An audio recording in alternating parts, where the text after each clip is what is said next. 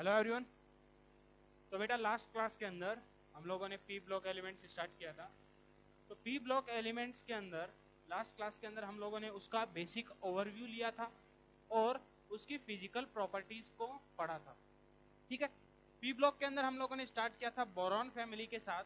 Then boron family के अंदर हम लोगों ने उसकी फिजिकल प्रॉपर्टीज में कौन कौन सी प्रॉपर्टीज पढ़ी थी, कुछ 2 मिनट लगेगा और क्विक रिवीजन कर लेते हैं। ठीक है। तो सबसे पहले हमने जो फिजिकल प्रॉपर्टी पढ़ा था वो था उनका metallic and non metallic character. बराबर है। हमने डिस्कस किया था कि जो बोरॉन होता है वो क्या होता है, predominantly non metallic character show करता है, जबकि बाकी के जो एलिमेंट्स हैं वो क्या करते हैं, मेटेलिक कैरेक्टर शो करते हैं। डाउन द ग्रुप जाने के ऊपर जो मेटेलिक कैरेक्टर है वो इंक्रीज करता है। हाँ है ना। जो हेवियर एलिमेंट्स हैं बोरॉन फैमिली के वो क्या होते हैं, हाईली मेटेलिक इन कैरेक्टर। है ना, हाईली मेटेलिक इन नेचर। तो ये हमने metallic and non metallic character के अंदर डिस्कस किया था। देन हम लोगों ने उनका जनरल इलेक्ट्रॉनिक कॉन्फ़िगरेशन देखा था। जनरल जो इलेक्ट्रॉनिक कॉन्फ़िगरेशन था किनका, बोरॉन फैमिली का, वो था तुम्हारे पास NH2NP1। बराबर है। बोरॉन का electronic configuration outermost shell का वो था 2s2 2p1। देन अगर हम बात करें एल्यूमिनियम के लिए, एल्यूमिनियम का जो आउटर मोस्ट सेल का इलेक्ट्रॉनिक कॉन्फ़िगरेशन था वो क्या था, 3s2 3p1। ऐसे ही नीचे की तरफ जाओगे तो सबका क्या कर सकते हो, इलेक्ट्रॉनिक कॉन्फ़िगरेशन देख सकते हो। ठीक है। देन हम लोगों ने उनकी आयनाइजेशन एनर्जी के बारे में बात किया था। आयनाइजेशन एनर्जी में मैंने बताया था कि कुछ एक्सेप्शंस भी हैं। हाँ है ना। तो तुम्हारे पास जनरली जो आयनाइजेशन एनर्जी होती है वो डाउन द ग्रुप जाने पर डिक्रीज करती है, लेकिन यहाँ पर हमको एक्सेप्शन देखने को मिलता है और वो मैंने बताया था एक लर्निंग ट्रिक, क्या, 1 5 3 2 4। ठीक है। तो तुम्हारे पास ये था आयनाइजेशन एनर्जी के बारे में। देन हम लोगों ने जो डिस्कस किया था वो था तुम्हारे पास बेटा इनकी इलेक्ट्रोनेगेटिविटी के बारे में। इलेक्ट्रोनेगेटिविटी भी तुम्हारे पास जनरली डाउन द ग्रुप जाने पर डिक्रीज करती है, लेकिन बोरोन का इलेक्ट्रोनेगेटिविटी कितना था, 2। देन तुम्हारे पास 1.5, फिर 1.6 7 8, धीरे धीरे थोड़ा थोड़ा स्लाइटली इंक्रीज कर रहा था। क्यों, क्योंकि तुम्हारे पास जस्ट डी ब्लॉक के बाद तुम्हारे पास पहला ग्रुप है जो बोरॉन फैमिली आता है, और वहां पे जो डी के इलेक्ट्रॉन्स होते हैं उनकी पुअर सील्डिंग का जो इफेक्ट है वो थोड़ा सा यहां पर भी हमको देखने को मिलता है, और उसकी वजह से तुमको ये सारी प्रॉपर्टीज में चेंज देखने को मिलते हैं। बराबर है। तो ये हम लोगों ने देखा था कहां पे, उनकी इलेक्ट्रोनेगेटिविटी के बारे में। देन बात की थी हमने डेंसिटी की। तो डेंसिटी में कोई हमको जनरली एक्सेप्शन देखने को नहीं मिला था। डेंसिटी में क्या था कि डाउन द ग्रुप जाने के ऊपर डेंसिटी जनरली इंक्रीज करता है। देन हम लोगों ने मेल्टिंग एंड बॉइलिंग पॉइंट के बारे में बात किया था। तो जो मेल्टिंग और जो बॉइलिंग पॉइंट होता है वो जनरली तुम्हारे पास क्या होता है, उसका कोई जनरल ट्रेंड नहीं होता है। और जो बोरॉन था उसका melting point and boiling point क्या थे, काफी हाई थे, जबकि गैलियम है उसका जो मेल्टिंग पॉइंट होता है वो कितना होता है तुम्हारा, लगभग 30 डिग्री सेल्सियस। और जो तुम्हारे पास गैलियम, जो गैलियम है उसी का जो बॉइलिंग पॉइंट था वो था अराउंड 2676 केल्विन। बराबर है। तो ये हम लोगों ने लास्ट क्लास के अंदर डिस्कस किया था। देन अब हमारे पास बेटा उनकी आती है केमिकल प्रॉपर्टीज की बात। तो केमिकल प्रॉपर्टीज में हमारे पास सबसे पहले जो है वो है उनकी ऑक्सीडेशन स्टेट, एंड जो बोरॉन फैमिली है उसकी ऑक्सीडेशन स्टेट, और उसके अंदर जो तुम्हारे पास एलिमेंट्स हैं उनकी केमिकल रिएक्टिविटी के बारे में बात करेंगे।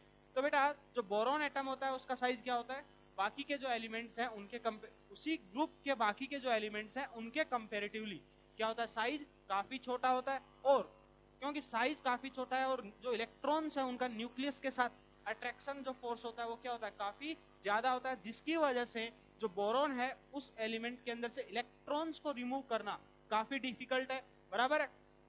तो देखो लिखा है due to small size of boron.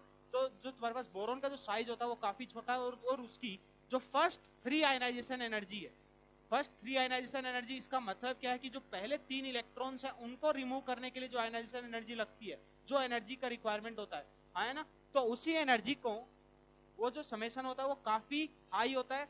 हालांकि याद नहीं रखना है, लेकिन जो फर्स्ट 3 आयनाइजेशन एनर्जी जो होती है IE1 plus IE2 plus IE3, इनका जो समेशन होता है फॉर बोरॉन वो लगभग 7000 किलो जूल पर मोल के आसपास होता है।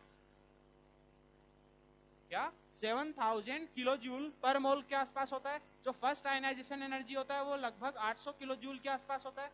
ठीक है, ये वैल्यू याद नहीं रखनी है। जो सेकंड आयनाइजेशन एनर्जी है वो लगभग 2500 किलो जूल के आसपास होता है, और जो थर्ड आयनाइजेशन एनर्जी होता है वो अराउंड 3600 किलो जूल के आसपास होता है। तो ओवरऑल जो समेशन देखोगे तो वो लगभग 7000 किलो जूल के आसपास है, जो कि काफी ज्यादा वैल्यू है। ठीक है, तो इसी वजह से जो बोरोन है वो +3 की फॉर्म में नहीं बनता है, मतलब बोरोन का जो +3 आयन है वो बनना पॉसिबल नहीं है। तो देखो वही लिखा है, sum of its first 3 ionization energy is very high which prevents it, जिसकी वजह से क्या होता है, तुम्हारे पास बोरोन +3 आयन का फॉर्मेशन नहीं होता है, और इसी वजह से जो बोरोन है वो क्या करता है, अपने कोवेलेंट कंपाउंड्स का फॉर्मेशन करता है। क्या करता है बोरोन?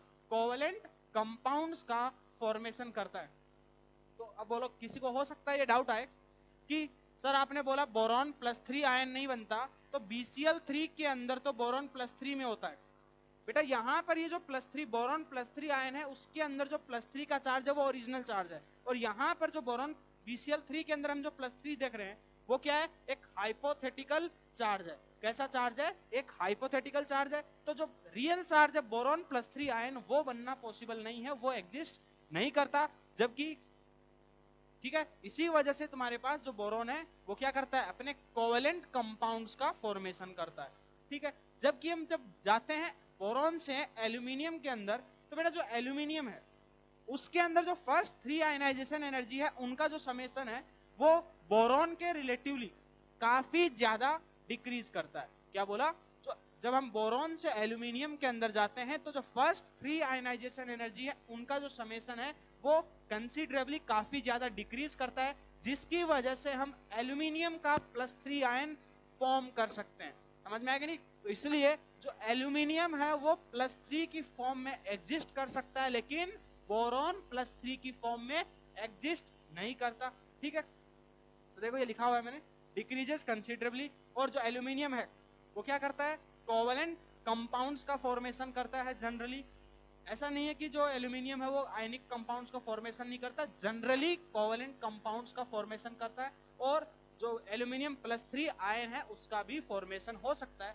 अगर बेटा हम एग्जांपल के तौर पे बात करें तो जैसे देखिए AlF3 है, तो जो AlF3 है वो क्या है, यहां पर अगर तुम बात करोगे तो एल्यूमिनियम +3 में है और 3F- है। क्या है? एल्यूमिनियम +3 में है और 3F- है। यहां पर ये जो कंपाउंड है वो क्या है, आयनिक कंपाउंड है।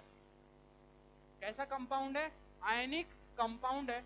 ये याद करो, पीरियोडिक के अंदर भी हमने देखा था क्या कि यहाँ पे फ्लोरीन और जो एल्यूमिनियम है उनकी इलेक्ट्रोनेगेटिविटी डिफरेंस 2 से ज्यादा है, और जब तुम्हारे पास लगभग अगर 2 से ज्यादा हो इलेक्ट्रोनेगेटिविटी डिफरेंस, तो वो जो एलिमेंट्स है वो कैसे कंपाउंड्स का फॉर्मेशन करते हैं, आयनिक कंपाउंड्स का फॉर्मेशन करेंगे। तो AlF3 जो है वो क्या है, एक आयनिक कंपाउंड है। जबकि अगर हम बात करें AlCl3, AlBr3, AlI3, ये सब क्या है, ये सब कैसे कंपाउंड्स हैं, कोवेलेंट कंपाउंड्स हैं।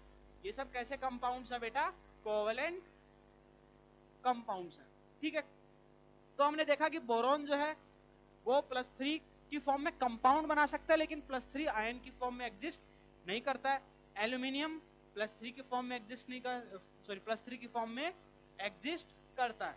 जबकि अगर बाकी के एलिमेंट्स की अगर हम बात करें बेटा, तो बाकी के जो एलिमेंट्स हैं वो कौन कौन से हैं, बैंगन, आलू, फिर गाजर, इन, थेला, gallium, indium and thallium.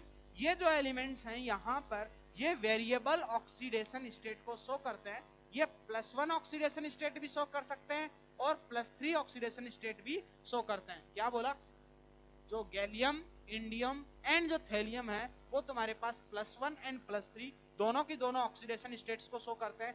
Reason क्या है, इसको हमने P ब्लॉक के अंदर, सॉरी केमिकल बॉन्डिंग के अंदर भी डिस्कस किया था, इनर्ट पेयर इफेक्ट। देखो ध्यान से, एक बार फिर से बोल दे रहा हूं, मैं लिखवाऊंगा नहीं इनर्ट पेयर इफेक्ट को, क्योंकि केमिकल बॉन्डिंग में हम ऑलरेडी लिख चुके हैं। तो देखो क्या था, मैंने अगर बात करूं बेटा गैलियम का इलेक्ट्रॉनिक कॉन्फ़िगरेशन का, तो बेटा जो गैलियम है उसका जो इलेक्ट्रॉनिक कॉन्फ़िगरेशन होता है वो क्या होता है, आर्गन 3d10 4s2 4p1, फिर बेटा अगर मैं बात करूं इंडियम के लिए, तो इंडियम का जो इलेक्ट्रॉनिक कॉन्फ़िगरेशन होता है वो होता है क्रिप्टॉन 4d10 5s2 5p1। अगर बेटा बात करें थैलियम के लिए, जो थैलियम का इलेक्ट्रॉनिक कॉन्फ़िगरेशन है वो क्या होता है, xenon 4f14 5d10 6s2 6p1 बराबर है। तो अब ध्यान से देखो, जब यहां से हम एक इलेक्ट्रॉन को यहां से रिमूव करेंगे, क्या एक इलेक्ट्रॉन को जैसे ही हम रिमूव करेंगे तो उनके ऊपर कैसा चार्ज आएगा, +1 चार्ज आएगा। कैसा चार्ज आएगा, +1 चार्ज आएगा। और क्योंकि अंदर में डी इलेक्ट्रॉन्स भी प्रेजेंट हैं जिनकी शील्डिंग क्या है, काफी वीक है।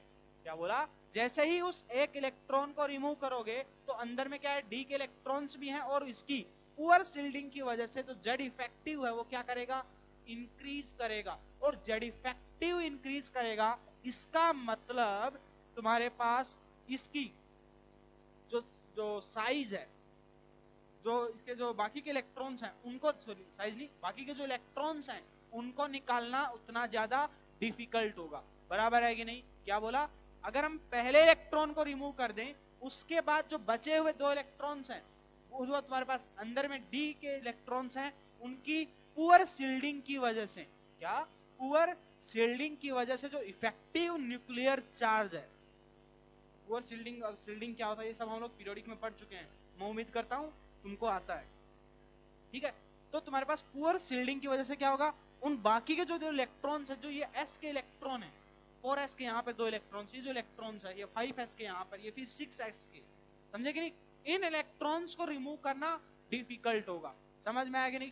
क्या इन इलेक्ट्रॉन्स को रिमूव करना डिफिकल्ट होता है, और ये तुम्हारे पास तुम्हारा जो केमिकल रिएक्टिविटी होती है उसकी तरफ ये जो इलेक्ट्रॉन पेयर होता है s के, वो क्या कर जाते हैं, केमिकली इनर्ट होते हैं। इसी को हम बोलते हैं इनर्ट पेयर इफेक्ट। समझ में आया कि नहीं?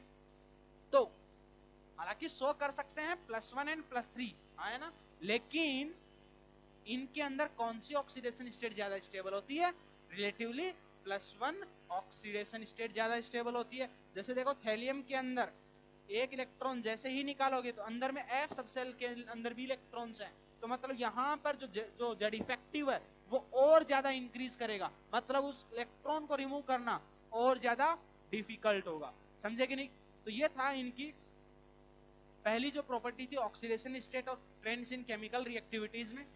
तो हमने क्या देखा अभी तक कि जो बोरॉन की फर्स्ट 3 आयनाइजेशन एनर्जी का समेशन काफी ज्यादा हाई होता है, इसकी वजह से बोरॉन का +3 आयन नहीं बनता।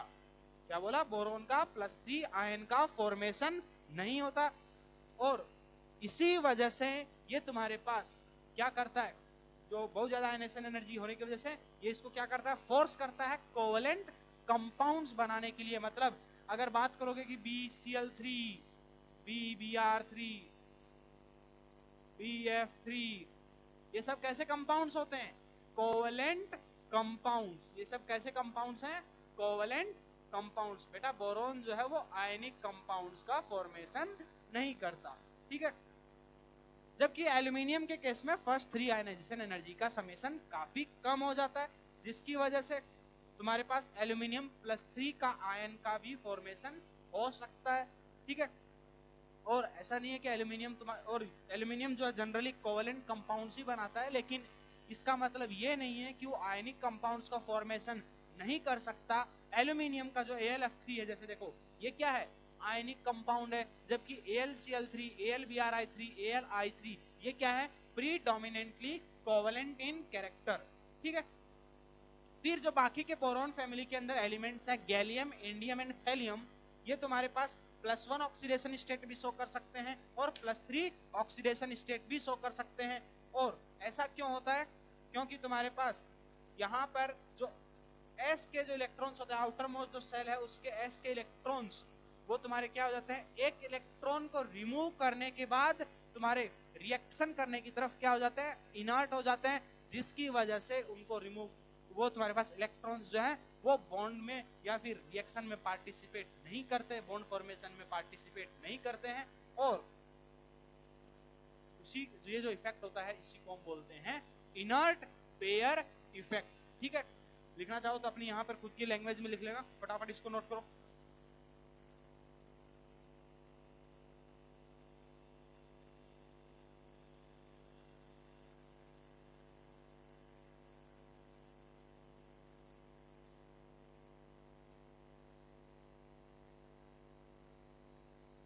इधर से मिटा दूं?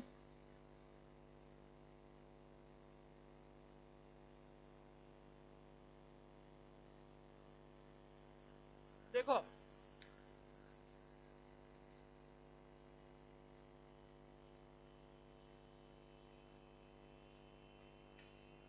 तो अभी हमने क्या देखा कि तुम्हारे पास बेटा जो गैलियम है, इंडियम और जो थैलियम है वो वेरिएबल ऑक्सीडेशन स्टेट शो कर सकते हैं, +1 भी शो कर सकते हैं और +3 भी शो कर सकते हैं। मतलब यहाँ पर ये लिखना चाहो कैसे कि ये वेरिएबल ऑक्सीडेशन स्टेट शो कर रहे हैं। ऑक्सीडेशन स्टेट रीजन क्या है इसका? Inert pair effect. बेटा एनसीईआरटी में पहली बार तुम्हारा जो इनर्ट पेयर इफेक्ट का नाम आया है वो यहीं पर आया है, तुम्हारा बोरॉन फैमिली के अंदर। ठीक है, तो ध्यान में रखना इस चीज को। और 13th, 14th and 15th group के जो हैवियर एलिमेंट्स हैं उन्हीं के अंदर याद करो मैंने बताया था इनर्ट पेयर इफेक्ट हमको देखने को मिलता है। क्या था इनर्ट पेयर इफेक्ट? कि जो एस के इलेक्ट्रॉन्स हैं वो तुम्हारे बॉन्डिंग में पार्टिसिपेट करने से मना कर देते हैं, जिसकी वजह से तुम्हारे पास वो जो एस के इलेक्ट्रॉन पेयर है वो इनर्ट हो जाता है। ठीक है, और यही तुम्हारे पास इससे हमको क्या पता चलता है कि जो लोअर ऑक्सीडेशन स्टेट होती है उसका stability down the group increase करता है, और जो हायर ऑक्सीडेशन स्टेट होता है उसका जो स्टेबिलिटी है वो डिक्रीज करता है। क्या बोला कि जो लोअर ऑक्सीडेशन स्टेट है उनकी स्टेबिलिटी डाउन द ग्रुप जाने पर इंक्रीज करता है, बॉन्डिंग में भी पढ़ा था, और जो हायर ऑक्सीडेशन स्टेट है उनकी स्टेबिलिटी डिक्रीज करता है। मतलब अगर बात करें कि गैलियम +3 तुम्हारे पास इंडियम +3 और अगर थैलियम +3 हो तो इनमें कौन सबसे ज्यादा स्टेबल होगा? डाउन द ग्रुप जाने पर हायर ऑक्सीडेशन स्टेट की स्टेबिलिटी डिक्रीज करती है, मतलब थैलियम +3 सबसे कम स्टेबल होगा। ठीक है सॉरी, अगर बात करूं +1 ऑक्सीडेशन स्टेट की तो गैलियम +1, इंडियम +1 एंड थैलियम +1। तो जो रिलेटिव स्टेबिलिटी है +1 ऑक्सीडेशन स्टेट शो करने की वो किसकी ज्यादा होगी? सबसे ज्यादा +1 किसका स्टेबल होगा? थैलियम का, देन इंडियम का एंड देन गैलियम का। ठीक है, अब इसके ऊपर जो क्वेश्चंस आते हैं प्रीवियसली जेई के अंदर कई बार पूछे जा चुके हैं। अब देखो ये चीज मैंने बताई भी थी। अब जो अगर थैलियम +3 कम स्टेबल है, थैलियम +1 ज्यादा स्टेबल है, इसका मतलब जो थैलियम है वो +3 से तुरंत कन्वर्ट होना चाहेगा किसके अंदर? थैलियम +1 में। अगर इन केस आपके पास थैलियम +3 है वो तुम्हारे पास तुरंत किस में कन्वर्ट होना चाहेगा बेटा? थैलियम +1 में। और वो +3 से +1 में कैसे कन्वर्ट होगा? 2 इलेक्ट्रॉन्स को लेकर के, बराबर है कि नहीं? इसलिए जो थैलियम +3 है वो जो तुम्हारे पास कंपाउंड्स होते हैं, थैलियम +3 के जो कंपाउंड्स होते हैं वो किसकी तरह काम करते हैं? As good oxidising agents. As good oxidising agents क्या कर रहे हैं? दूसरे से इलेक्ट्रॉन्स को लेकर के सामने वाले को ऑक्सीडाइज कर रहे हैं, है ना? इसलिए जो थैलियम +3 है वो क्या करता है? इलेक्ट्रॉन्स को लेकर के तुरंत कन्वर्ट होता है किसमें? थैलियम +1 में, और वो किसकी तरह काम करते हैं? As good oxidising agents. अब देखो ध्यान से, अब इसके ऊपर क्वेश्चंस क्या आते हैं? जैसे देखो तुमको बोला जाए कि बेटा जैसे कि मान लो थैलियम TlI3 है, बताओ इसके अंदर क्या है? थैलियम +3 + 3I- है या फिर थैलियम +1 + I3- है? ये सब क्वेश्चंस आते हैं क्या कि जो TlI3 है वो कैसे मिलकर के बना? तुम्हारे पास दो क्वेश्चन आ सकते हैं यहाँ पर, एक तो थैलियम +3 हो और 3I- हो, बराबर है कि नहीं? और एक हमारे पास थैलियम +1 और I3-, बताओ कौन सा होगा? तो पता है कि तो थैलियम अगर +1 ज्यादा स्टेबल है मतलब वो उसी में कंपाउंड बनाएगा, तो तुम्हारे पास यहाँ पर Tl में Tl+1 और I3- है। याद करो I3- केमिकल बॉन्डिंग में हमने पढ़ा था, ये पॉलीहेलाइड है। क्या है ये? पॉलीहेलाइड है। एस ब्लॉक के अंदर भी हमने देखा था कि तुम्हारे पास CsBr3 CsI3, वो तुम्हारे पास जो हैवियर एलिमेंट्स है वो क्या करते हैं? पॉलीहेलाइड्स का फॉर्मेशन करते हैं। तो तुम्हारे पास ये क्या है? पॉलीहेलाइड है। समझे कि नहीं? तो I3- की अगर हाइब्रिडाइजेशन की बात करोगे तो वो होता है sp3d। क्या? sp3d linear shape. तो ये था हमारे पास थैलियम के बारे में। ये तुम्हारा बेसिकली इनकी ऑक्सीडेशन स्टेट्स का था, जो भी इंफॉर्मेशन थी। ठीक है, इसको फटाफट नोट करो। अब अगर हम बात करें इनका कॉमन ऑक्सीडेशन स्टेट का, तो अब हम बेसिकली बोल सकते हैं कि जनरली जो तुम्हारे पास बोरॉन फैमिली है उनका जो कॉमन ऑक्सीडेशन स्टेट है, क्या इनका जो कॉमन ऑक्सीडेशन स्टेट है, इनका बोरॉन फैमिली का कॉमन ऑक्सीडेशन स्टेट इज +3। इनका जो कॉमन ऑक्सीडेशन स्टेट है वो क्या है? +3 है। एंड और इसके जो कंपाउंड्स है बेटा +3 के अंदर, जैसे कि देखो BCl3, BCl3, AlCl3, जैसे मिटा दूं, देखो तुम्हारे पास BF3, BH3, ये क्या है? +3 ऑक्सीडेशन स्टेट के अंदर कुछ कंपाउंड है, BH3 में नहीं है। ठीक है, तो उसमें क्या है तुम्हारे पास? इन कंपाउंड्स के अगर ऑक्टेट में इलेक्ट्रॉन्स देखोगे तो बेटा जो बोरॉन फैमिली है उनकी आउटर मोस्ट सेल में कितने इलेक्ट्रॉन्स हैं? 3 इलेक्ट्रॉन्स। कितने इलेक्ट्रॉन्स हैं? 3 इलेक्ट्रॉन्स। जैसे देखो BCl3 है, ये Cl, ये Cl। और अभी बोरॉन की ऑक्टेट में वैलेंस सेल में अभी कितने इलेक्ट्रॉन्स हैं? कंपाउंड के इसमें अभी इसके ऑक्टेट में कितने इलेक्ट्रॉन्स हैं? 2, 4 और 6, 6 इलेक्ट्रॉन्स हैं। कितने इलेक्ट्रॉन्स हैं? 6 इलेक्ट्रॉन्स हैं। मतलब क्या कि एक हाइपोवैलेंट कंपाउंड्स हैं। इनका मतलब क्या है? कि ये हाइपोवैलेंट कंपाउंड्स हैं, मतलब इलेक्ट्रॉन डेफिशिएंट कंपाउंड्स हैं। क्या है? हाइपोवैलेंट कंपाउंड्स हैं, इलेक्ट्रॉन डेफिशिएंट कंपाउंड्स हैं। इनके पास एक वैकेंट ऑर्बिटल है। जैसे देखो बोरॉन का अगर बात करोगे तो यहां पर इसका जो इलेक्ट्रॉनिक कॉन्फ़िगरेशन होता है आउटर मोस्ट शेल का, वो क्या होता है? 2s2 2p1। वो क्या होता है? 2s2 2p1। ये 2s, ये 2p, 3 इलेक्ट्रॉन्स हैं। तीनों ने बॉन्ड बना लिया। देखो एक ऑर्बिटल खाली है कि नहीं? एक ऑर्बिटल भी खाली है। और यहां पर तीनों, ये मान लीजिए 3 बॉन्ड बना लिए, बराबर है कि नहीं? तो अभी इसके पास वैलेंस सेल में कितने इलेक्ट्रॉन्स हो जाएंगे? इसके ऑक्टेट में 6 इलेक्ट्रॉन्स, मतलब हाइपोवैलेंट कंपाउंड्स हैं, इलेक्ट्रॉन डेफिशिएंट कंपाउंड्स हैं, मतलब एज ए लेविस एसिड की तरह बिहेव कर सकते हैं। क्यों? क्योंकि इनके पास क्या है? वैकेंट ऑर्बिटल्स प्रेजेंट है। ठीक है, तो लिख सकते हो ये कि common oxidation state is +3 and their compounds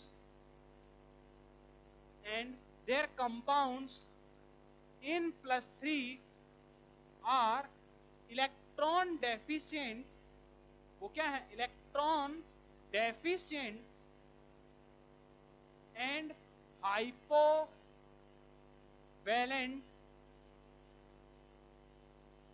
compounds. और क्या है? हाइपोवैलेंट कंपाउंड्स हैं। समझे कि नहीं? अच्छा, इसके अलावा these can behave as Lewis acid due to availability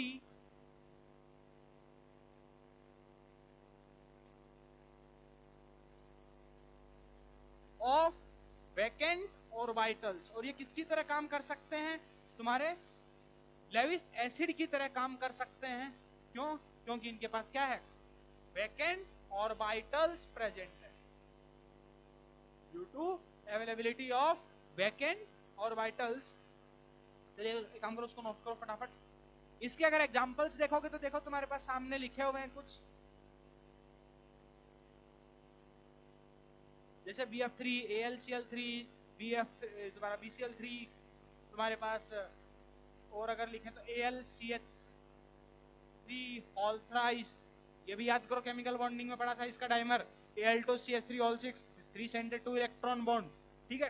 तो यहाँ पे भी क्या है, इसके ऑक्टेट में, एल्यूमिनियम के ऑक्टेट में कितने इलेक्ट्रॉन्स हैं, 6 इलेक्ट्रॉन्स हैं। इसका मतलब वो भी क्या है, एक इलेक्ट्रॉन डेफिशिएंट कंपाउंड है, ठीक है। तो ये था तुम्हारे पास इनके बारे में कुछ। अब अगला अगर हम बात करें बेटा, यहां पर हमने साथ में एक चीज और देखी थी, देखो जैसे अगर बेटा हम बात करें कि BF3, इसके ऊपर क्वेश्चंस कैसे आते हैं कि BF3 प्लस F माइनस, अब ये क्योंकि लेविस एसिड की तरह काम कर सकता है, वो हमको कैसे पता चलता है।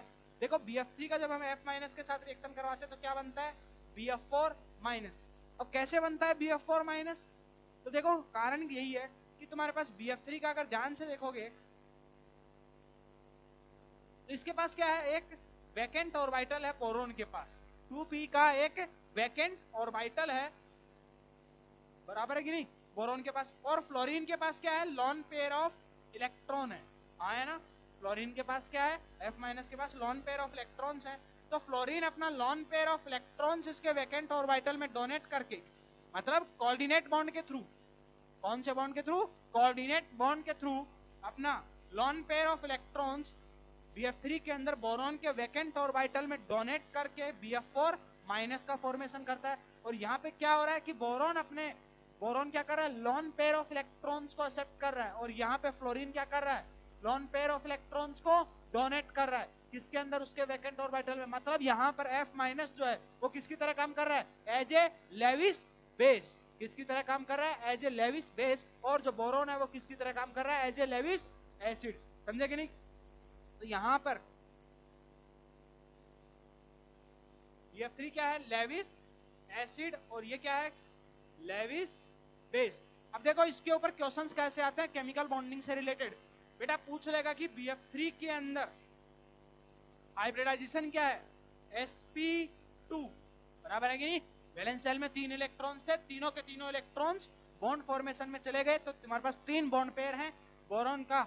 यहाँ पर हाइब्रिडाइजेशन क्या है, sp2। अगर बेटा मैं यहां पर बात करूं तो बोरॉन ने कितने बॉन्ड बना रखे हैं, टोटल 4 बॉन्ड बना रखे हैं, 4 बॉन्ड पेयर है, 0 लॉन पेयर है। इसका मतलब यहां पर जो हाइब्रिडाइजेशन है वो क्या है, sp3, ठीक है। तो ये था BF3 और F माइनस में। एक और हमने इंपॉर्टेंट रिएक्शंस केमिकल बॉन्डिंग के अंदर भी देखा था,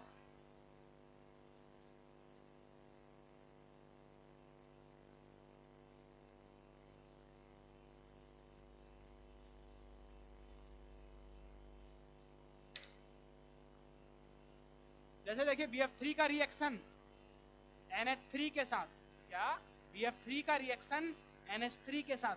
तो देखो फिर से यहाँ पर क्या था, BF3 में बोरॉन के पास वैकेंट ऑर्बिटल और नाइट्रोजन के पास क्या है, NH3 में जो नाइट्रोजन है उसके पास क्या है, एक लॉन पेयर ऑफ इलेक्ट्रॉन है, हाँ है ना। तो देखो मान लीजिए ये बोरॉन F, ये F और ये F, नाइट्रोजन NH, H और ये H, इसके पास लॉन पेयर ऑफ इलेक्ट्रॉन्स और इसके पास वैकेंट ऑर्बिटल। तो ये क्या करता है, अपने लॉन पेयर ऑफ इलेक्ट्रॉन्स इसके अंदर डोनेट करके तुम्हारे पास प्रोडक्ट का फॉर्मेशन करेगा कुछ इस हिसाब से, है ना। अगर इस बॉन्ड को रिमूव करोगे, कोऑर्डिनेट बॉन्ड को अगर हटाओगे तो इसके ऊपर क्या दोगे, पॉजिटिव, और इसके ऊपर नेगेटिव, बराबर है कि नहीं, बोलो। तो देखो ये भी तुम्हारे पास यहां पर जो NH3 है वो क्या कर रहा है, अपना lone pair of electron donate कर रहा है ना। तो मतलब यहां पर ये किसकी तरह काम कर रहा है, एज ए लेविस बेस की तरह काम कर रहा है। और जो BF3 है वो लॉन पेयर ऑफ इलेक्ट्रॉन्स को एक्सेप्ट कर रहा है, इसका मतलब एज ए लेविस एसिड की तरह काम कर रहा है, हाँ या ना। अब देखो आगे, पहले अगर मैं बात करूं बेटा बोरॉन का रिएक्शन, ये जो तुम्हारे पास प्रोडक्ट बना इसको हम बोलते हैं एडेक्ट, याद करो केमिकल बॉन्डिंग, इसी दोनों के क्या हो रहा है, एडिशन से बन रहा है, इसको हमने बोला था एडेक्ट प्रोडक्ट, है ना। देखो इसके ऊपर क्वेश्चंस किस हिसाब से आते हैं, बेटा पूछ लेगा कि बताओ किसके अंदर हाइब्रिडाइजेशन चेंज हुआ।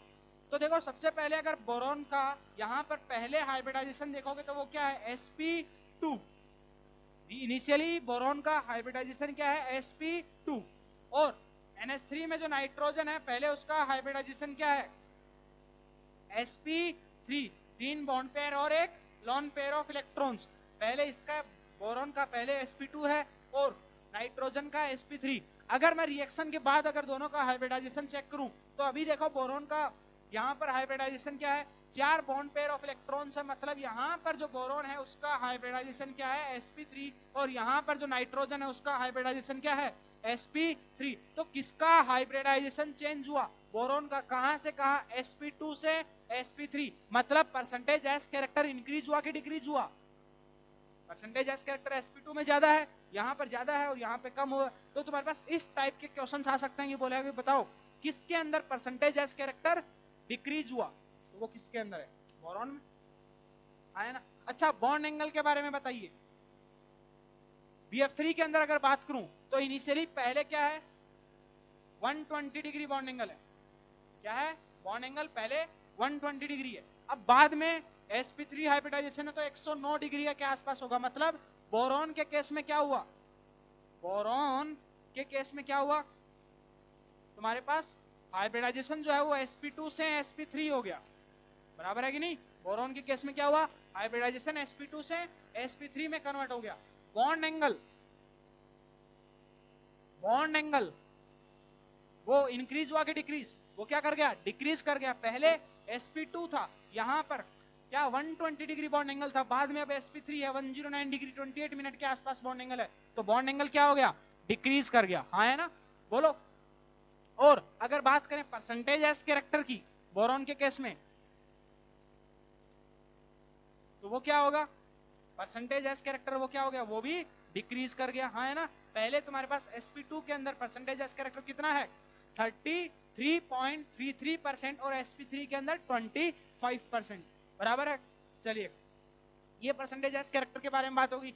बॉन्ड लेंथ, बॉन्ड लेंथ देखो, बॉन्ड तुम्हारे पास इनिशियली परसेंटेज एस यहाँ पर इन बॉन्ड में ज्यादा है, परसेंटेज एस ज्यादा है तो बॉन्ड लेंथ कम होगा, है ना, और बाद में परसेंटेज एस कम है, इसका मतलब बॉन्ड लेंथ इंक्रीज हो गया। तो तुम्हारे पास जो बॉन्ड लेंथ है बोरॉन और जो फ्लोरीन का जो बॉन्ड लेंथ है, ये सब चीजें हमने केमिकल बॉन्डिंग में ऑलरेडी पढ़ी है, उसका बस यहाँ पर एक साथ इस चैप्टर के अंदर रिलेशन आ सकता है, इसलिए बता रहा हूँ। तो बॉन्ड लेंथ और जो बोरॉन और जो फ्लोरीन का बॉन्ड लेंथ है वो क्या कर गया, इंक्रीज कर गया, ठीक है। अगर बात करें बेटा नाइट्रोजन के लिए यही चीजें, तो नाइट्रोजन का इनिशियली हाइब्रिडाइजेशन, नाइट्रोजन का पहले भी हाइब्रिडाइजेशन sp3 था, बाद में भी हाइब्रिडाइजेशन sp3, उसके हाइब्रिडाइजेशन में कोई चेंजेस देखने को नहीं मिले, बराबर है कि नहीं। अगर मैं बात करूंगा बेटा बॉन्ड एंगल की, बॉन्ड एंगल की, तो बॉन्ड एंगल इंक्रीज किया कि डिक्रीज, पहले तुम्हारे पास NH3 है, एक लॉन पेयर है, 3 बॉन्ड पेयर है, lone pair bond pair repulsion ज्यादा होने की वजह से बॉन्ड एंगल क्या होगा, 109 डिग्री 28 मिनट से छोटा होगा। और NH3 के अंदर पता भी है कि जो बॉन्ड एंगल होता है वो कितना होता है, 107 डिग्री, है ना। और अब तुम्हारे पास 4 बॉन्ड पेयर आ चुके हैं, है ना, तो तुम्हारे पास बॉन्ड एंगल जो है वो थोड़ा सा इंक्रीज करेगा। तो यहाँ पर जो बॉन्ड एंगल है वो क्या करता है, इंक्रीजेस, बराबर है कि नहीं। बॉन्ड लेंथ, बॉन्ड लेंथ के बारे में, ठीक है, ये चीजें, ये कुछ चीजें थी हमारे कि केमिकल प्रॉपर्टीज और उनसे केमिकल प्रॉपर्टीज में पहली से चीज से रिलेटेड। तो वो तुम्हारे पास क्या हमने देखा कि तुम्हारे पास जो बोरॉन है, बोरॉन के जो बोरॉन फैमिली है वो जनरली तुम्हारे पास +3 ऑक्सीडेशन स्टेट शो करता है, और तुम्हारे पास जो नीचे की तरफ जाते हैं तो जो डाउन द ग्रुप जाने पर +3 ऑक्सीडेशन स्टेट का स्टेबिलिटी डिक्रीज करता है और +1 ऑक्सीडेशन स्टेट का स्टेबिलिटी इंक्रीज करता है, बराबर है। उसमें 3 ही एलिमेंट्स हैं जो तुम्हारे पास वेरिएबल ऑक्सीडेशन स्टेट शो करते हैं, ठीक है। और जो थेलियम है उसका +1 ज्यादा स्टेबल होता है। फिर हमने वो रीजन क्या था उसका, इनर्ट पेयर इफेक्ट, और उसके बोरॉन के सॉरी जो +3 ऑक्सीडेशन स्टेट के जो इसके कंपाउंड्स होते हैं वो क्या होते हैं, इलेक्ट्रॉन डेफिशिएंट कंपाउंड्स होते हैं, हाइपोवैलेंट कंपाउंड्स होते हैं, और लेविस एसिड की तरह बिहेव कर सकते हैं, समझे कि नहीं। एक और इसके अंदर इंपॉर्टेंट रिएक्शन है, उसको देखो, इधर से मिटा दो।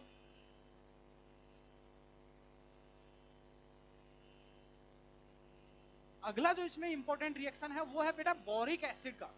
बोरिक एसिड का याद करो फॉर्मूला क्या था, H3BO3 प्लस अगर हम इसका हाइड्रोलिसिस करवाएं तो क्या बनता है, BOH whole 4 minus plus H plus. कैसे बनता है, इसको हम क्या बोलते हैं, ऑर्थोबोरिक एसिड। हालांकि आगे भी पढ़ेंगे इसी चैप्टर में, इसके बारे में काफी डिटेल में पढ़ना है, लेकिन हमने केमिकल बॉन्डिंग के अंदर भी ये पढ़ा था। देखो ध्यान से, ऑर्थोबोरिक एसिड जो होता है वो ये होता है, बी ये OH और OH, ठीक है। अगर मैं बेटा बात करूं H2O का, तो देखो ध्यान से, O ये H ये H, ऑक्सीजन के पास दो लोन पेयर ऑफ इलेक्ट्रॉन्स हैं। क्या है, ऑक्सीजन के पास दो लोन पेयर ऑफ इलेक्ट्रॉन्स हैं, बराबर है। बोरॉन के पास वैकेंट ऑर्बिटल। तो अब देखो यहां पर बोरॉन क्या, H2O क्या करता है, अपना लोन पेयर ऑफ इलेक्ट्रॉन इसको डोनेट करेगा। जैसे ही लोन पेयर ऑफ इलेक्ट्रॉन्स इसको डोनेट करेगा तो क्या बनेगा, BOH OH OH। Coordinate bond को रिमूव कर रहा हूं तो हमारे पास जिसके पास इलेक्ट्रॉन गया उसके ऊपर क्या आएगा, नेगेटिव, और जिसके पास से इलेक्ट्रॉन गया उस पर क्या आएगा, पॉजिटिव। मोर इलेक्ट्रोनेगेटिव एलिमेंट है, पॉजिटिव तुम्हारे पास अनस्टेबल होगा, वो क्या करेगा, H प्लस को रिलीज कर देगा। तो तुम्हारे पास क्या बन गया, BOH होल 4 माइनस साथ में H प्लस, साथ में क्या निकला, H प्लस। ध्यान से देखना, जो ऑर्थोबोरिक एसिड है वहां उसका जब हमने H2O के साथ रिएक्शन करवाया तो एक H प्लस रिमूव हुआ। इसका मतलब ऑर्थोबोरिक एसिड कैसा एसिड है, एक मोनोबेसिक एसिड है। कैसा बेसिड है, बेस है ये तुम्हारे, सॉरी कैसा एसिड है, ये एक मोनोबेसिक एसिड है। तो तुम्हारे पास ध्यान में रखना, ये तुम्हारे पास क्या है, एक मोनोबेसिक एसिड है। समझे कि नहीं, बोलो। और ये जो यहां पर H प्लस आया, क्या यहां पर ये जो H प्लस आया ये कहां से आया, क्या बोरिक एसिड से H प्लस आया, नहीं, ये जो H प्लस निकला वो कहां से निकला, H2O से। समझे कि नहीं, ये भी ध्यान में रखना, ये जो H प्लस है वो कहां से आया है, H2O से आया है। समझे कि नहीं, ऑर्थोबोरिक एसिड अपना खुद का H प्लस रिलीज नहीं करता, वो किसका H प्लस रिलीज करता है, किसका H प्लस रिलीज करता है, तुम्हारे पास वहां पर H2O से H प्लस रिलीज होता है, ठीक है। तो ये था इसके बारे में। अच्छा देखिए, इसके अलावा एक चीज और, अगर H प्लस रिलीज कर रहा है तो ये तुम लोग मेरे को बताना कि हम इसको लेविस एसिड बोलेंगे या अरेनियस एसिड। क्या हम इसको अरेनियस एसिड बोल सकते हैं, अरेनियस एसिड और लेविस एसिड, शायद तुम लोगों ने ऑर्गेनिक का इतना जीओसी तुम लोग पढ़ चुके हो, बराबर है। तो अरेनियस एसिड क्या होते हैं, जो H प्लस रिलीज करते हैं, क्या करते हैं, जो H प्लस रिलीज करते हैं उनको हम बोलते हैं अरेनियस एसिड। और जो लॉन पेयर ऑफ इलेक्ट्रॉन्स को अपने वैकेंट ऑर्बिटल में एक्सेप्ट करते हैं उनको हम बोलते हैं लेविस एसिड, बराबर है कि नहीं। यहां पर क्या हो रहा है, क्या बोरिक एसिड अपना खुद का H प्लस रिलीज कर रहा है, नहीं, नहीं कर रहा। तो तुम्हारे पास इसका मतलब उसको हम यहाँ पर अरेनियस एसिड की H प्लस आ रहा है लेकिन वो खुद का नहीं आ रहा है, समझे कि नहीं। तो वो तुम्हारे, उसको हम अरेनियस एसिड नहीं बोलते हैं, ऑर्थोबोरिक एसिड को हम क्या बोलते हैं, कि लेविस एसिड बोलते हैं। क्यों, उसके पास लॉन पेयर ऑफ इलेक्ट्रॉन है, ठीक है। ये था तुम्हारे पास इसकी पहली जो तुम्हारे पास केमिकल प्रॉपर्टीज हैं उनके बारे में। फटाफट इसको नोट करो।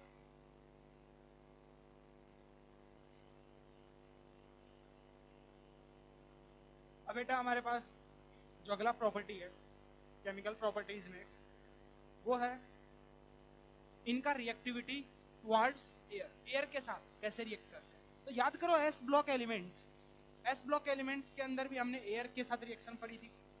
एयर मतलब उसके अंदर ऑक्सीजन और नाइट्रोजन, बराबर है कि नहीं। तो याद करो एल्कली मेटल्स के अंदर केवल लिथियम था जो दोनों एयर में ऑक्सीजन और नाइट्रोजन दोनों के साथ रिएक्ट करता है। आया ना। बाकी जो एल्कली मेटल्स थे उसमें वो तुम्हारे पास केवल ऑक्साइड्स का फॉर्मेशन करते थे, आया ना, एस ब्लॉक में हमने पढ़ा था। जबकि एल्केलाइन अर्थ मेटल्स वो एयर के साथ रिएक्शन करके अपने ऑक्साइड और नाइट्राइड्स दोनों का फॉर्मेशन करते हैं। तो वैसे ही अब हम लोग वही उन्हीं के नेक्स्ट कदम पे अब चलते हुए हम लोग बाकी के ब्लॉक्स के अंदर भी पढ़ेंगे। तो अब सबसे पहले हम लोग बात करते हैं रिएक्टिविटी विद एयर। तो बेटा जो बोरॉन है उसको क्रिस्टलाइन फॉर्म में पाया जाता है और अमोर्फस फॉर्म में भी पाया जाता है। तो उसका जो बोरॉन का जो क्रिस्टलाइन फॉर्म होता है वो क्या होता है, अनरिएक्टिव होता है टुवर्ड्स एयर। बोरॉन का जो क्रिस्टलाइन फॉर्म है वो क्या होता है, अनरिएक्टिव होता है। और उसका जो अमोर्फस फॉर्म है, मतलब जो बिल्कुल जो पाउडर की फॉर्म में, समझे कि नहीं, जो पाउडर फॉर्म है उसको हम बोलेंगे अमोर्फस फॉर्म। तो तुम्हारे पास जो पाउडर फॉर्म है वो क्या होता है, रिएक्टिव होता है, ठीक है। जबकि जो एल्यूमिनियम है, बोरॉन के बारे में मैंने क्या बोला कि जो बोरॉन है उसका जो क्रिस्टलाइन फॉर्म है वो तुम्हारा एयर की तरफ अनरिएक्टिव होता है, जबकि उसका जो अमोर्फस फॉर्म वो क्या होता है, रिएक्टिव। समझ में आया कि नहीं, क्या उसका क्रिस्टलाइन फॉर्म अनरिएक्टिव और जो अमोर्फस फॉर्म है वो क्या होता है, रिएक्टिव होता है। अगर बात करें एल्यूमिनियम का, तो जो एल्यूमिनियम है वो तुरंत एयर में ऑक्सीजन के साथ रिएक्शन करके क्या करता है, अपने ऊपर एक ऑक्साइड की लेयर का फॉर्मेशन करता है। समझ में आया कि नहीं, देखो aluminium forms a very thin protective layer of oxide on its surface. क्या करता है, तुरंत अपने ऑक्सीजन जो एल्यूमिनियम है वो अपने सरफेस के ऊपर एक ऑक्साइड की लेयर का फॉर्मेशन करता है, विच prevents it from further attack, जिसकी वजह से और ज्यादा इसके ऊपर अटैक से क्या करता है, वो उसको प्रिवेंट करता है। समझे कि नहीं। अब देखो इसकी जो जनरल रिएक्शंस की अगर मैं बात करूं, अगर मैं रिएक्शंस देखूं तो देखो इनकी जो कॉमन ऑक्सीडेशन स्टेट हमने देखा क्या होती है, +3। तो M+O2, तो तुम्हारे पास किस टाइप के कंपाउंड्स बनते हैं, M2O3, जैसे कि मतलब B2O3 हो गया, देखो यहाँ पे लिखे हैं Al2O3, Ga2O3, है ना, इस टाइप के ऑक्साइड्स का फॉर्मेशन करते हैं, ठीक है।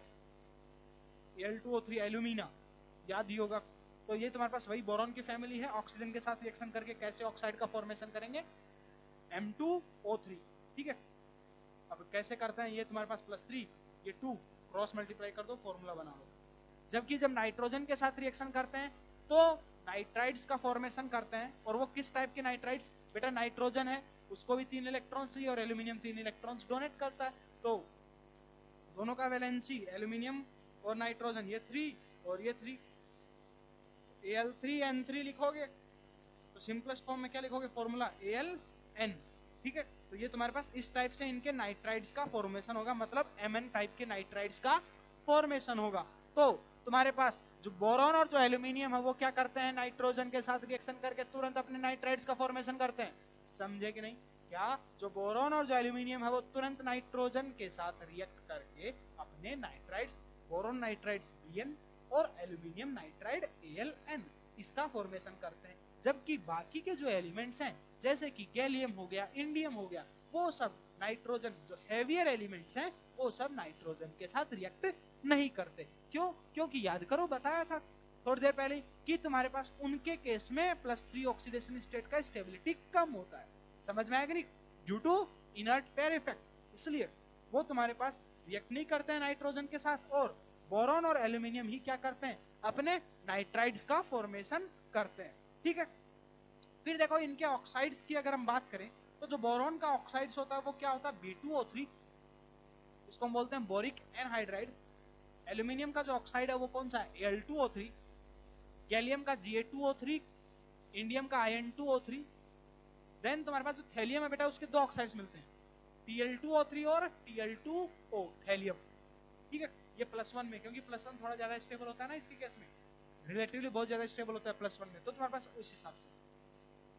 अब ये जो ऑक्साइड्स हैं वो कौन सा ऑक्साइड एसिडिक है, कौन सा ऑक्साइड बेसिक है, कौन सा ऑक्साइड एम्फोटेरिक है, इसके बारे में बात करते हैं। चलिए सबसे पहले जो बोरॉन है वो क्या है, predominantly non metallic character show करता है, आया ना, पहले लेक्चर फिजिकल प्रॉपर्टीज में बताया था कि जो बोरॉन होता है वो क्या होता है, हमारा नॉन मेटेलिक कैरेक्टर शो करता है, मतलब उसका जो ऑक्साइड होगा वो कैसा होगा, एसिडिक, बराबर है कि नहीं। मतलब B2O3 कैसा ऑक्साइड है, एसिडिक ऑक्साइड, समझे कि नहीं।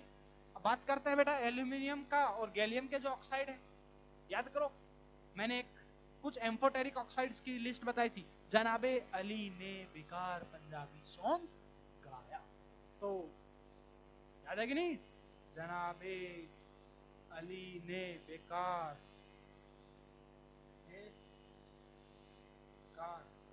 पंजाबी सॉन्ग गाया, है ना। इन एलिमेंट्स के जो ऑक्साइड्स थे वो क्या थे, एम्फोटेरिक। मैं इतने बार बोल चुका हूं अब तक तो याद हो जाना चाहिए। तो देखो एल्यूमिनियम और गैलियम, ये रहे, मतलब ये जो इनके ऑक्साइड्स हैं वो कैसे ऑक्साइड्स हैं, एम्फोटेरिक ऑक्साइड्स हैं। कैसे ऑक्साइड्स हैं, एम्फोटेरिक ऑक्साइड्स हैं, ठीक है ना कि, ठीक है कि नहीं।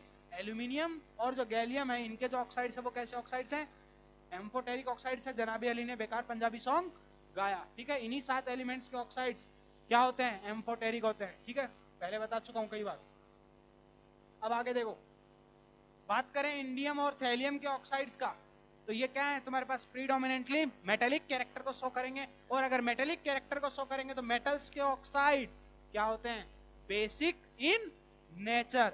तो ये तुम्हारे पास इन ऑक्साइड्स का नेचर कैसा होगा, बेसिक नेचर, ठीक है।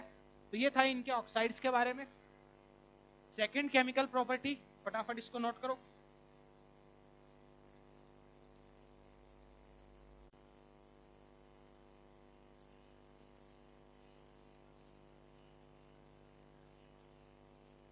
तो बेटा अब हमारे पास जो अगला केमिकल प्रॉपर्टी है वो है एस ब्लॉक एलिमेंट्स का, सॉरी एस ब्लॉक बोल रहे हैं, बोरॉन फैमिली का जो तुम्हारे पास रिएक्शन है वो एसिड्स और एल्कली के साथ, या एसिड्स और जो एल्कलीज होते हैं, जो बेस होते हैं, उनके साथ जो रिएक्शन है वो हम देखते हैं इनकी। तो बेटा जैसे कि देखो एस ब्लॉक एलिमेंट्स हमने पढ़ा था, वहां पर जो बेरिलियम था वो बेकार था एक, है ना। ऐसे ही जो यहाँ पर बोरॉन फैमिली के अंदर जो बोरॉन है वो काफी जगह पे रिएक्शन नहीं करता, वो भी हमारी तरह बोरॉन से बी से बेकार, तो हम बोल सकते हैं तो वो बेरिलियम वहाँ पे हमारे लिए बेकार था, यहाँ पर हमारे लिए बोरॉन बेकार है, ठीक है। तो यहाँ पर जो रिएक्शन की अगर बात करें तो बोरॉन जो है वो तुम्हारे पास एसिड्स के साथ बड़े आसानी से रिएक्ट नहीं करता है, does not react with acid and alkalis even at moderate temperature. Even at तुम्हारे पास जो हाई टेम्परेचर्स होते हैं उन टेम्परेचर्स के ऊपर भी जो बोरॉन है वो बड़े आसानी से एसिड और एल्कलीज के साथ रिएक्ट नहीं करता है। जबकि जो एल्यूमिनियम और गैलियम का अगर बात करें तो अभी थोड़ी देर पहले ही हमने देखा था कि वो क्या होते हैं, एम्फोटेरिक होते हैं। वो क्या होते हैं, एम्फोटेरिक होते हैं। अगर एम्फोटेरिक है इसका मतलब वो एसिड और बेस दोनों के साथ रिएक्ट कर सकते हैं। वो क्या कर सकते हैं, एसिड और बेस दोनों के साथ रिएक्ट कर सकते हैं, और क्या करेंगे,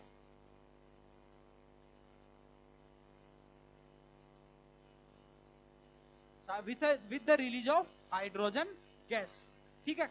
तो जैसे देखो एल्यूमिनियम का अगर हम रिएक्शन करवाएंगे HCl के साथ तो क्या बनेगा, हमारे पास AlCl3, उनके ट्राई हैलाइड का फॉर्मेशन, साथ में हाइड्रोजन गैस, ठीक है।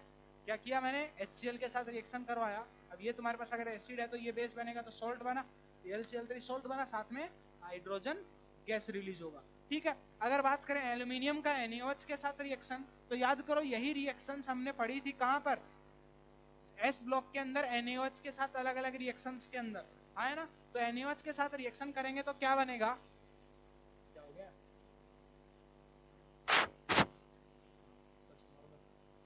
चलिए होता है कभी कभी टेक्निकल प्रॉब्लम। तो तुम्हारे पास एल्यूमिनियम अगर साथ में NaOH के साथ अगर हम रिएक्शन करवाएं तो याद करो एस ब्लॉक के एलिमेंट्स के अंदर भी हमने NaOH जो कॉस्टिक सोडा था, कॉस्टिक सोडा ही बोलते हैं इसको, है ना। तो इसका जो रिएक्शन था तो हमने अलग अलग रिएक्शंस के अंदर इसका पढ़ा था। तो जो प्रोडक्ट बनाया था वो कैसा बनाया था, NaMO2, देखो वही है NaMO2 साथ में हाइड्रोजन गैस, समझे कि नहीं, NaAlO2। इसीलिए मैंने उस वक्त बोला था कि बेटा ये जो NaOH की रिएक्शंस हैं इनको बार बार पढ़ना है। अगर तुम्हारे पास इसका एक ही उपाय है इनऑर्गेनिक का कि तुमको बार बार बस रिवाइज करना है, ज्यादा इनमें कुछ है नहीं। एक बार नोट्स पढ़ लो, नोट्स लिखो, उनको अगर वापिस तुमको जब रिवाइज करो तो डाउनलोड करके रखो, उनको फास्ट फटाफट साथ में प्ले करते जाओ, समझे कि नहीं, तब जाकर के तुमको ये सब याद होंगे, वरना एक बार में कभी किसी को याद नहीं होते, इवन हम भूल जाते हैं, ठीक है।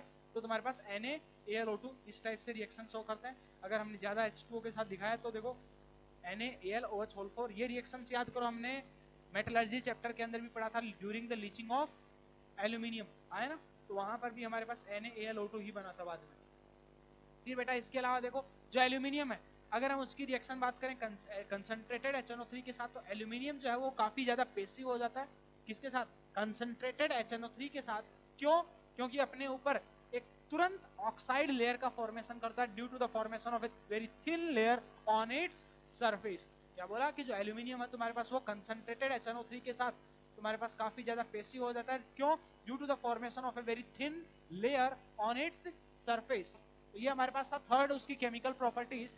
देन हमारे पास जो लास्ट केमिकल प्रॉपर्टीज है कोई ज्यादा इंपॉर्टेंट तो नहीं है, लेकिन फिर भी देख लेते हैं कि रिएक्शन विद हेलोजन्स, हेलोजन्स के साथ बोरॉन जो फैमिली है, बोरॉन फैमिली के जो एलिमेंट्स है वो डायरेक्टली कंबाइन करते हैं to form their try halides.